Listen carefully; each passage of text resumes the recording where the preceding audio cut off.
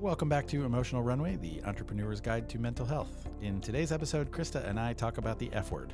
Nope, not that one. Failure. What it looks like and how you can use it to your advantage. Our guest today is serial entrepreneur and founder of YardBot, Divya Thakur. I hope you enjoy. All right, so Krista, today we are talking about a topic that I think a lot of entrepreneurs are scared of, and that is the topic of failure. I know. You just said that? I know, the F word, the other F word. It's a little scary, I'll be honest. But I think it's really important to talk about failure and talk about what it means and what it doesn't mean and how you can use failure to your benefit. So talk to me a little bit about, in your work with your clients, what I think all of us are afraid of failing, right? That's where all the anxiety and all the stress comes from. So just cutting right to the chase, like what is failure? How do you coach people on looking at failure? What's the approach to take towards failure? So if you are human, you are all automatically going to be afraid of failure. It's just, it's what it is. How I work with clients in order to be in a better position to have this, what's called mental resilience, is really having them kind of work on what are their biggest fears, and based on those fears, what is the likelihood that most of these things are going to happen? And if they should happen, let's put together a practice of how am I going to deal with that, right? Because nothing that we can fail on is not something we can overcome, right? So the way we look at our failures makes all the difference. If we look at our failures as a learning experience. So really telling ourselves, I need to look at this situation, understand like what I learned, what could I do differently? Like maybe it was something that was going on with like a coworker, for example, because we're all co-creators, right? It's never just me. It's never just you. So if we look at our failures though, and tell ourselves, we'll never be able to do this, right? We should just like hang it up and move forward. I mean, what is that? What are you learning about yourself? Yeah, you're giving up. Right. And not only that, but you're probably giving also that model to the people around you, like say your family, Right. Here's the deal. Like nobody likes a quitter. Okay. Yeah. Right? Nobody likes a quitter. No, I totally agree. And there was a moment like when I was really struggling with this and I was like, God, I just feel like I want to quit. And he was 7 at the time. He came up to me. He's like, you're going to quit Skyfire? I'm like, well, no, I'm not really going to quit Skyfire, but man, I'm frustrated. He goes, you can't quit Skyfire. Like you've come this far. And I'm like, oh, wow. Like a 7-year-old just shook me back into reality. So but I mean, I think that's just it is, I think so many people in this world tell you like, oh, if you're in a stressful situation, just leave that situation. Like it's not that simple. And I think particularly when you have started a business and you have investors and you have brand equity and you've worked through all these things, identity, right? It becomes part of your identity, and walking away is not an option in a lot of cases. And so basically we talked about this on the last episode, getting comfortable in that feeling and using it to your advantage. Yeah, and that's where planning, right? Planning and rehearsing can come in and be really valuable. Going through the what ifs. So that's a big part of, working in a counseling office anyway, about how do we deal with anxiety, right? It's the what ifs, the worst case scenarios. If we can talk about them, put them out there, they become less scary. Right. And going back to the nobody likes a quitter. I mean, I'm sure we'll get some of those. Like, that was a terrible thing to say. And I'm referencing quitter in the sense that you're just dropping everything and not having this moment of reflecting back and really figuring out what is it that I learned from that experience. Because we know that if you're not going to learn something from it, you're likely to repeat that again. So you can't just quit. You've got to quit, and it's got to mean something. You've got to make that, or not even just quit, but you got to make that failure mean something, or else it was all for nothing. Yeah, and I mean, I guess looking too at our, ourselves as we're always in a state of like growth, understanding who we are, what we're bringing to the table. I know being able to know who you are, show up in your space authentically will make all the difference in your ability to do what you're doing and do it well. Yeah. You know, no one, we don't want to be cookie cutters, right? Like, we're entrepreneurs. We want these new, novel, unique ideas, you know? Yeah, That's that's why we're all doing it, right? Yes, Yeah. absolutely. Yeah. No, I think that's right. And I think, we've talked a lot about this idea that like it also shows too. And, when you aren't, you can tell when somebody's not excited, or you can tell when somebody's exhausted. You can tell that the idea doesn't have the same passion that it once had before. So, I think what are some of the, put it out there, talk about it, look it in the face, so to speak, so that it's not this scary monster in the closet. And then what do you do with that information? So once you've identified what the failure looks like and what that consequence would be, what do you do with that information? Do you keep coming back to that? I mean, what is the exercise that you practice there?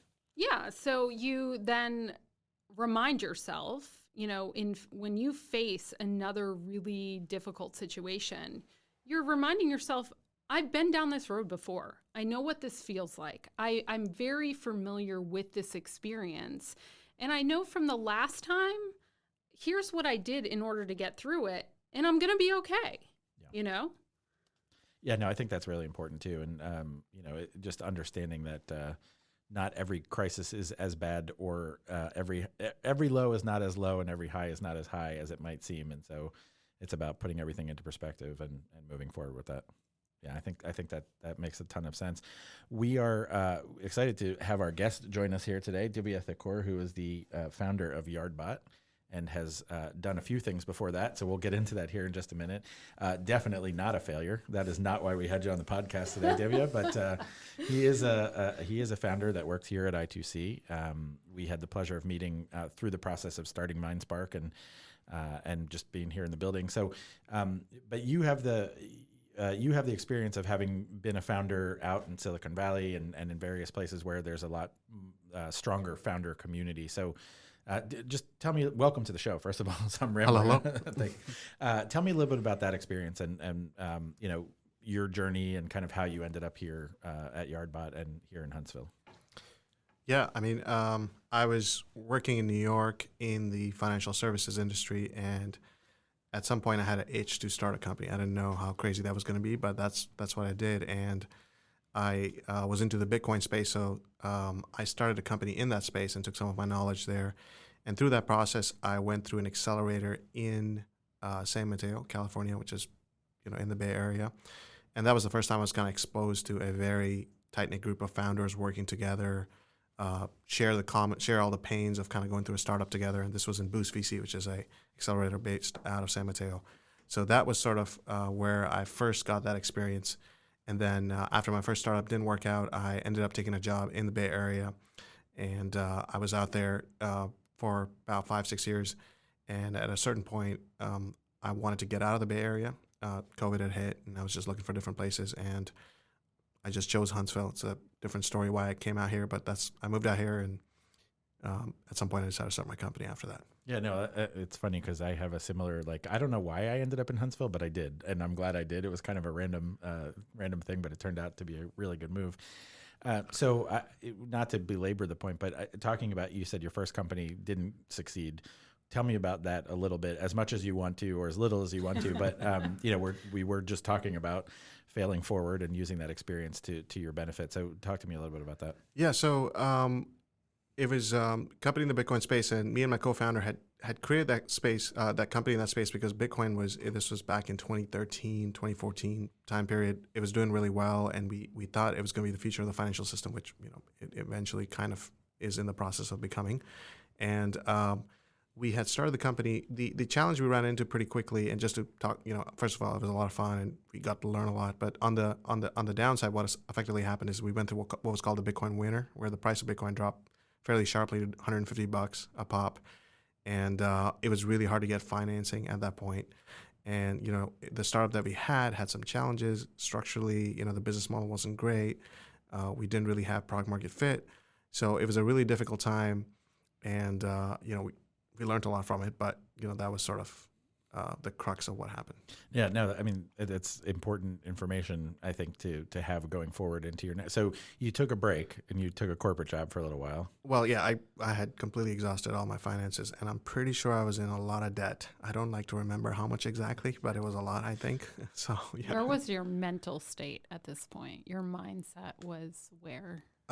It was exhaustion. It was, it was exhaustion. It was also a sense of like putting, I'm married. I was married back then. So it was putting my wife down, our family down. Though, I realized later she didn't care. She was supporting me. So it was just a sense of, just a crisis of like, okay, am I not good enough? Am I not as good as some of the other people?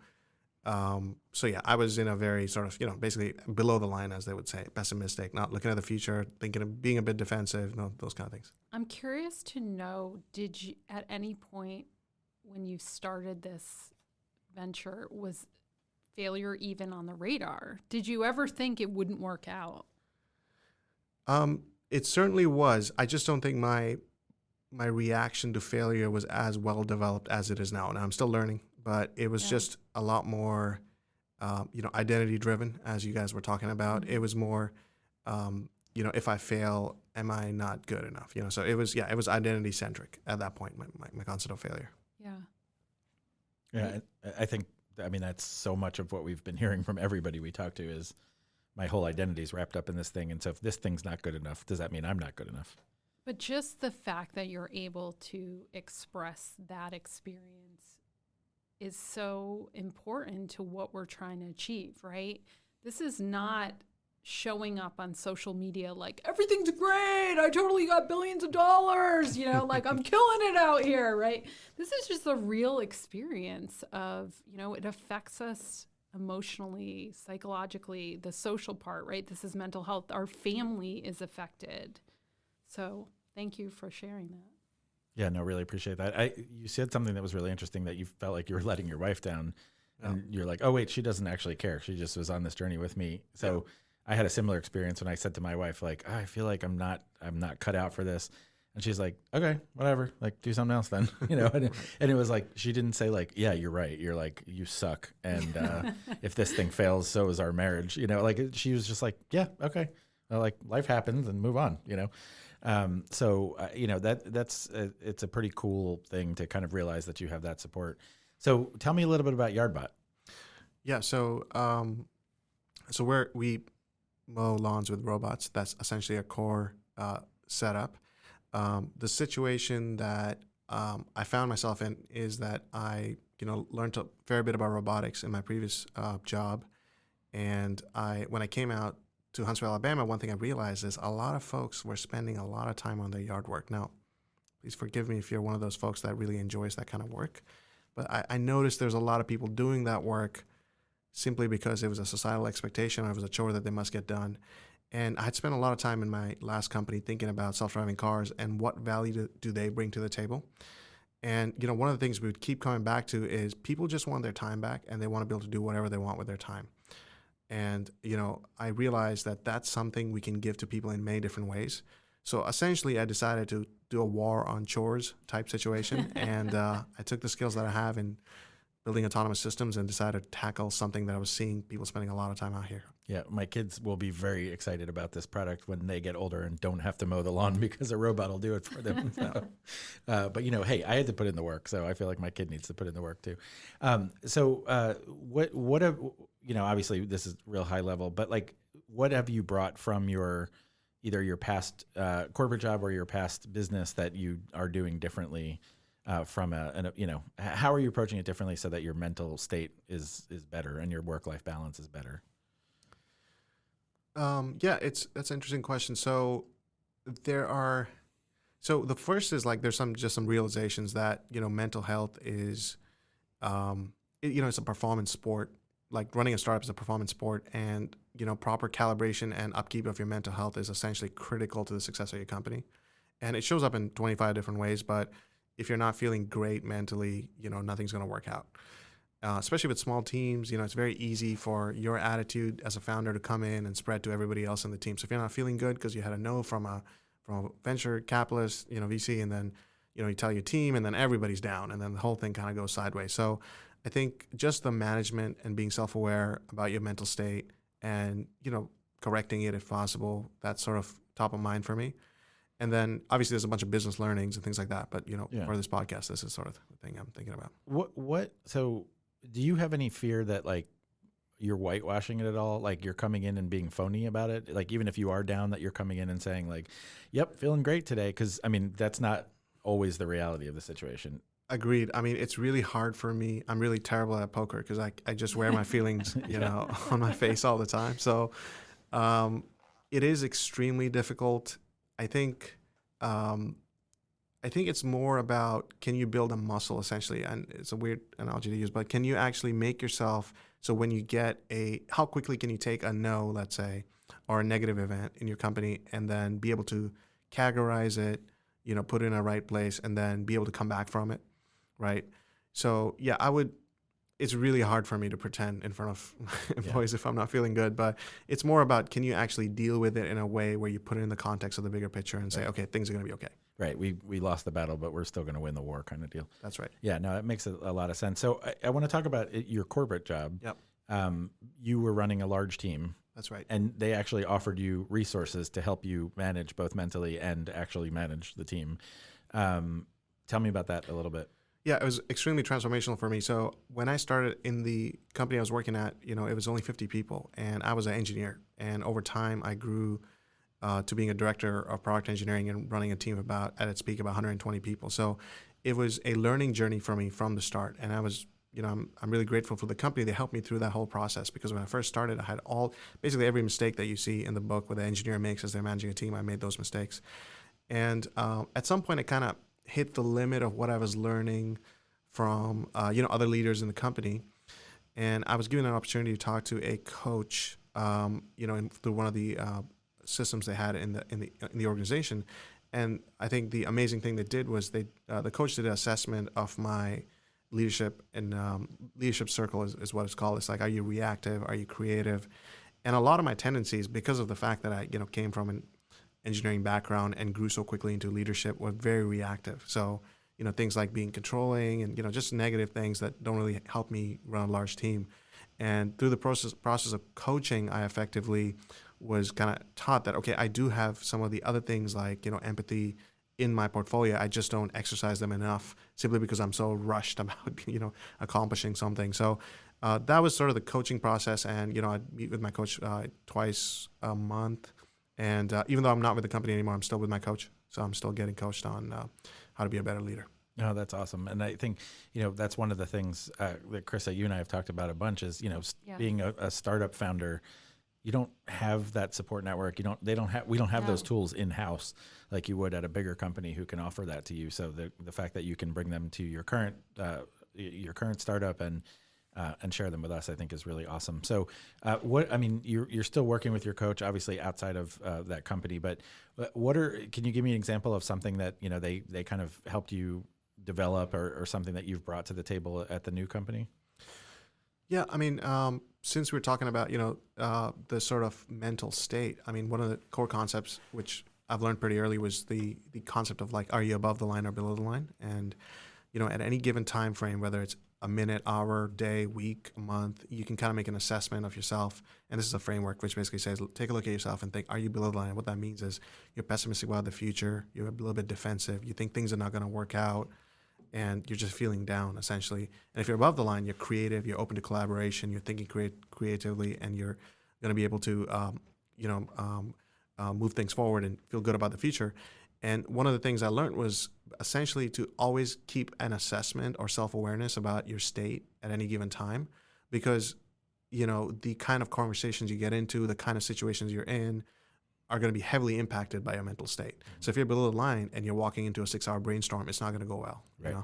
So that was one of the frameworks. There's many others, but that's one of the ones I'm thinking about. No, that's awesome. That's super useful. I could definitely put that into practice like tomorrow. I think because I knew exactly what you said when you're like, I'm below the line today or I'm above the line. Like I know that feeling, and it's just a good way to identify it. Are you familiar, either of you actually familiar with the concept of the bullet journal? Have you heard about this? Yes, I've heard about the I'm not. journal. Yeah, so my wife did it. I don't think she would be upset about me sharing this, but she went through some struggles after our daughter was born, She had some medical issues that she's totally resolved and everything. But one of the things that she did was bullet journal. And in the bullet journal, there was it was like one of those like giant thermometers when you're raising money. And she would draw she would pick a color, and then she would draw like a line that was, longer when she was feeling better and shorter when she wasn't. And it was, green when she was feeling good, and it was red when she was feeling bad. And it's similar concept, but the idea is just to, you can start to look at trends as well too, and say like, oh, you know what? I've had a lot more green days in the last week than I did last week. And, just kind of taking that pulse of your mental health and seeing where you are. So no, I think that's the whole purpose of this podcast, is to give people those actionable things to say, how can I keep track of my mental health and not just, wallow away and, and sit in that. So, I think it's super important to have that support network here. You were also in the initial meeting with Rigved and Krista and myself and talking about MindSpark. So what are you excited about bringing to this community, to the I2C community? Definitely being around. I think, basically not struggling alone is what I'm interested in kind of solving, because I think a lot of the founders are probably going through similar struggles. And even the people that I know in my network who are not in Huntsville, but let's say are in the Bay Area, they still have the challenge of, am I around enough people that are going through the same stage and problems that I am? So I think I'm excited about kind of helping other people. And, if I have any frameworks or things that I've seen in my past, I'd love to share them with people so, they can kind of get over things that are keeping them back. Yeah, I think that's awesome. Well, I really appreciate you being here. Thank you so much for bringing your insight. I think, everybody, what's been cool about this so far is that everybody has a different experience. Everybody has a different perspective on this. We've all been in different parts of this industry. And, I came from journalism and went into public safety and entrepreneurship. And, Rigved came from the venture capital side, and you've come from the mental health side. And now you're also a founder. And, I think it's really fascinating to just kind of hear what works for each individual person. So thank you so much for sharing that with us. Thank you for having me. Thank you so much for joining us today, and big thanks to Divya for coming on. I know I took a lot away from his above the line, below the line tools, so I hope that was useful for you guys as well. If you like what you heard today, please like, subscribe, and share with anybody you know who may need this resource. And if you have any suggestions for future episodes, please reach out to us at emotionalrunway@gmail.com. Thanks so much for listening, and we'll see you next time.